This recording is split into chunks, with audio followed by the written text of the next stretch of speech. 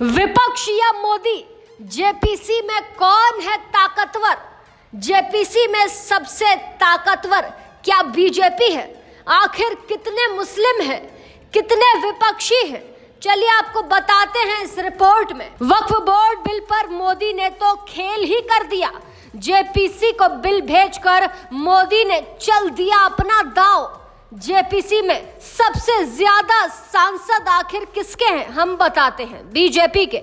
JPC में आखिर कितने विपक्ष हैं और कितने हैं मुस्लिम सांसद, ये भी आपको बताते हैं इसी रिपोर्ट में। जिस वक्त बोर्ड कानून को नेहरू सरकार ने बनाया साल 2013 में, ठीक चुनाव से पहले कांग्रेस की मनमोहन सरकार ने उसी वक्त कानून में संशोधन करके यहां तक अधिकार दे दिया कि वक्फ बोर्ड के खिलाफ सिर्फ उसी के ट्रिब्यूनल में सुनवाई होगी और किसी अदालत में नहीं। इतना ही नहीं, देश में सेना और रेलवे के बाद सबसे ज्यादा जमीन अगर किसी के पास है तो वो है वक्फ बोर्ड। कहते हैं ये सब कुछ वक्फ बोर्ड को मिली असीम शक्तियों की वजह से हुआ। शायद यही वजह है कि इस बेलगाम वक्फ बोर्ड पर मोदी सरकार लगाम लगाना चाहती है। इसीलिए इस कानून में 40 संशोधन करने के लिए मोदी सरकार बिल लेकर आई, लेकिन कांग्रेस समेत इस बिल के खिलाफ पूरा विपक्ष ही खड़ा हो गया, जिसकी वजह से मोदी सरकार को यह बिल जेपीसी यानी संयुक्त संसदीय सबमिट को भेजना पड़ा। चलिए आपको बताते हैं कि बिल के खिलाफ क्या कुछ कहा गया। दरअसल संसद के काम को निपटाने के लिए दो तरह की समितियां बनाई जाती हैं, अस्थायी समिति और एक और समिति जिसमें तदर्थ समिति एक ऐसी समिति है जिसका गठन किसी खास मामले को लेकर किया जाता है, जिसका उद्देश्य पूरा होने पर इसे भंग कर दिया जाता है। ऐसी ही समिति होती है संसदीय संयुक्त समिति, जिसे जेपीसी कहा जाता है, जिसमें ज्यादा से ज्यादा 31 सदस्य हो सकते हैं। इसी जेपीसी को मोदी सरकार ने वक्फ कानून से जोड़कर संशोधन में भेजा है, जिसमें शामिल किए गए 21 सांसदों का 9 अगस्त को ऐलान कर दिया गया, जिनमें जगदंबिका पाल सांसद बीजेपी, निशिकांत दुबे सांसद बीजेपी, तेजस्वी सूर्या, अपराजिता सारंगी सांसद बीजेपी के ही हैं, संजय जायसवाल, दिलीप सौकिया ये भी बीजेपी के सांसद हैं, अभिजीत गंगोपाध्याय, DK अरोड़ा ये भी बीजेपी के ही सांसद हैं, गौरव गोगोई के साथ साथ इमरान मसूद ये कांग्रेस के हैं, मोहम्मद जावेद, मौलाना मोहिबुल्लाह ये कांग्रेस और सपा के हैं,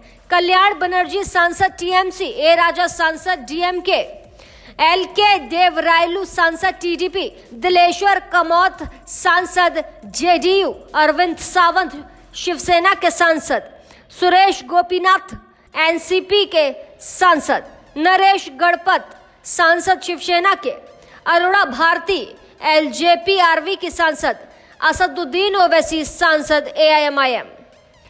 31 सांसदों वाली जेपीसी में जहां बीजेपी के 8, कांग्रेस के 3, Sapa, TMC, DMK, TDP, JDU, Shiv Sena UBT, NCP Sharad Pawar, LJP Ramvilas Paswan और AIMIM के एक सांसद को मिलाकर कुल 21 सांसदों को सदस्य बनाया गया है। तो वहीं दूसरी तरफ राज्यसभा से बीजेपी सांसद मेघा कुलकर्णी, बीजेपी सांसद बृजलाल, बीजेपी सांसद राधा मोहन दास अग्रवाल, बीजेपी सांसद वीरेंद्र, बीजेपी सांसद गुलाम अली, आप सांसद संजय सिंह, DMK सांसद M मोहम्मद अब्दुल्ला, YSRCP सांसद विजय साई रेड्डी, कांग्रेस सांसद सैयद नासिर हुसैन, TMC सांसद मोहम्मद नदीम उल हक को शामिल किया गया है। इनमें भी बीजेपी के सबसे ज्यादा 5 सांसद हैं, जबकि आप, कांग्रेस, YSRCP, TMC और DMK के एक सांसदों को शामिल किया गया है। यानी कि लोकसभा और राज्यसभा के कुल 31 सदस्यों में सबसे ज्यादा बीजेपी के 13 सांसद, कांग्रेस के 4 सांसद, TMC के 2 सांसद और DMK के 2 सांसद, AIMIM, LJP-RV, NCP Sharad Pawar, Shiv Sena UBT, YSRCP, JDU, TDP, आप और सपा के एक सांसद भी शामिल हैं। बता दें इतना ही नहीं, वक्फ बिल मुसलमानों से जुड़े होने की वजह से 31 सांसदों में से 8 सदस्य मुसलमान हैं, जिनमें से बीजेपी की ओर से एक भी मुस्लिम सांसद शामिल नहीं है। ये आंकड़ा देखकर आप समझ सकते हैं कि जिस जेपीसी को वक्फ बोर्ड कानून संशोधन बिल को भेजा गया, उस जेपीसी में सबसे ज्यादा 17 सदस्य तो बीजेपी नेतृत्व वाले इंडिया गठबंधन के हैं, जबकि विपक्ष के 14 सदस्य हैं। इनमें से सत्ता पक्ष के किसी एक सदस्य को जेपीसी का अध्यक्ष बनाया जाएगा, जिसके नेतृत्व में वक्फ से जुड़े संशोधन को जांचा परखा जाएगा और अगले 3 महीने के अंदर ये जेपीसी अपनी जांच सदन को सौंप देगी। जेपीसी का सुझाव सदन के लिए सलाह के तौर पर होता है, लेकिन ये जरूरी नहीं कि सरकार इसे मानने के लिए बाध्य हो।